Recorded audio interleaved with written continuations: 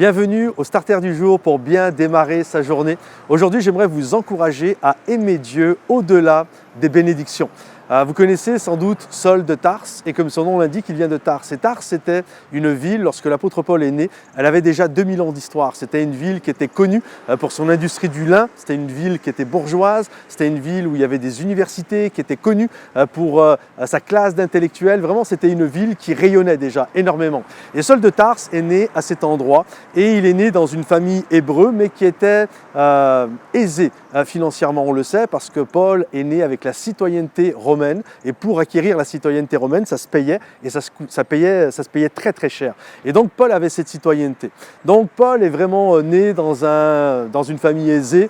Il a eu une éducation, il parlait l'hébreu, l'araméen, le grec. Certains parlent même qu'il parlait également le latin. Enfin bref, Paul, c'était vraiment un personnage qui est né, une personne qui est née dans une ville bourgeoise, aux 1000 facettes, dans une famille aisée.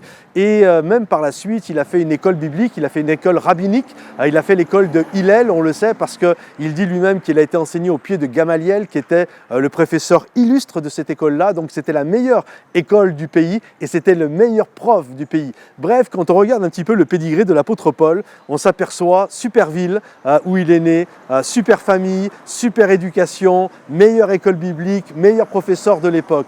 Pourtant, Paul, lorsqu'il va donner sa vie à Jésus, il va dire « Lorsque j'ai reçu la connaissance de Christ, toutes ces choses, à ses yeux, étaient devenues comme de la boue. » Ça ne veut pas dire que ces choses étaient de la boue, mais face à la connaissance de Christ, c'était comme de la boue. Parce que Paul avait compris cette chose puissante, c'est qu'au-delà de tout, au-delà de toutes ces choses-là, rien ne vaut la connaissance de Christ, rien ne vaut que de connaître Jésus. Et Paul, même si toutes ces choses étaient bien, pour lui, ce n'était rien face à la connaissance de Christ. Et j'aimerais vous dire, quels que soient les biens que vous possédez, quels que soient les biens que vous allez acquérir, qui sont bien, c'est super, je vous souhaite vraiment d'acquérir plein de belles choses, mais rien n'est équivalent, tout est comme de la boue face à la connaissance de Christ. Alors je prie pour que vous soyez bénis, vous ayez plein de choses, mais par-dessus tout, ce n'est pas les bénédictions que vous devez aimer, c'est le Dieu de la bénédiction, c'est d'aimer Dieu au-delà des bénédictions. C'est mon encouragement pour vous aujourd'hui. Que Dieu vous bénisse, je vous souhaite une belle journée.